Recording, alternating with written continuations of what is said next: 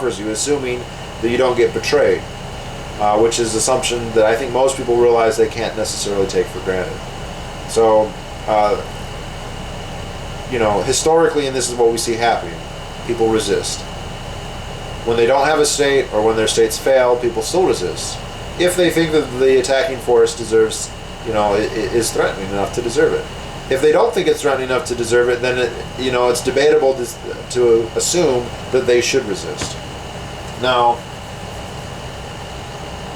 in another one of his videos, he made a video about why anarchy is naive, and I don't think I really want to address that because this video is already pretty long. But I think that your assumptions here are false. You don't allow for all the possibilities, and they're singularly ahistoric. Now, in his responses, he says, well, but they didn't, eventually they lost. But I'm saying, well, your first claim was that they won't even resist because of the prisoner's dilemma. And now it's, well, they lost anyway. Well, which is it? If you want to say that there's a prisoner dilemma that no one will resist, you are wrong, because it happens plenty of times. It's happening today. It happens in Somalia today. It happens in Afghanistan today. It happens in China today. In Xinjiang, the new frontier, the most western province of China, there is no state there except for the Chinese state, and yet there is still rebellion there. Actually, considerably more rebellion than people are aware of, and there has been for years. It's not a new thing. It's just the people there don't like the Han Chinese domination, whether it's the PRC, the Nationalists, or the Qing, and they continue to resist. And the prisoner's dilemma doesn't mean that it never happens, which is your first claim. Now, the second claim is much more defensible, and that is, well, they still lose even if they do resist. Well, you're then conceding that you can resist. But then the next argument is, well, are they losing because they're anarchists, or they're losing for some other reasons? In most of the cases, there's no clear evidence that the fact that they're anarchists is why they're losing. Most of the ones that you're going to point to is when there is an enormous technological difference. When there isn't an enormous technological difference, like with the Vikings, then you don't see that. You don't see a one-way who's going to win. And even in cases where there is a giant discrepancy in the technology, sometimes the anarchist societies are effective. Now, maybe there are other reasons for that. Maybe it's not because they're anarchists. Maybe it's the terrain or the jungle or the disease, which is certainly the case some of the time.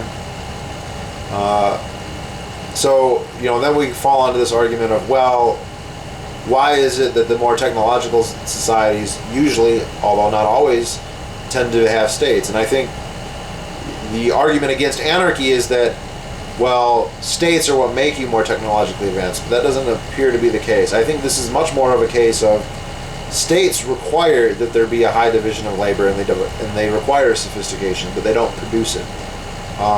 The notion, the mythology of history here is that there's chaos, and then states arise out of chaos and provide order. They produce order.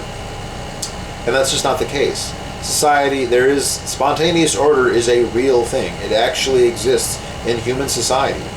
And the historical evidence is that urban society, trading society, property rights, writing, all the things that we consider to be the hallmarks of civilization predate states. They exist in places where states don't exist. And once those exist for a long time, states tend to crop up. But that is an effect, not a cause. You understand? So you have a city-state, eventually it gets a state, and then you say, city-states, they need states. They develop states very often. They don't necessarily need them because they predated the city-state, or a state generally. So, that's a harder argument. Most of our technology doesn't appear to come from government intervention. It comes from the market. And the claim is, well, but for the market to work, you have to have the government providing that order, because otherwise there's chaos. But we know that's not true. We know that there's order without government. Every anarchist society you can name has order to it, and sometimes quite sophisticated order. To use a favorite example, the two most favorite one the anarchists use, and they're valid in this point in particular, would be Iceland and Ireland. They both had very, very advanced, sophisticated notions about law, property law, how things should be organized. And they didn't need a state to do that. In fact, most of the law that we have today developed before states kind of took them over. Most legal developments happen in pre-state societies, and then eventually the states, when they take over, they codify it. But that doesn't mean that it didn't exist previously. So I think that your argumentation needs a lot more work. But anyway, that's it.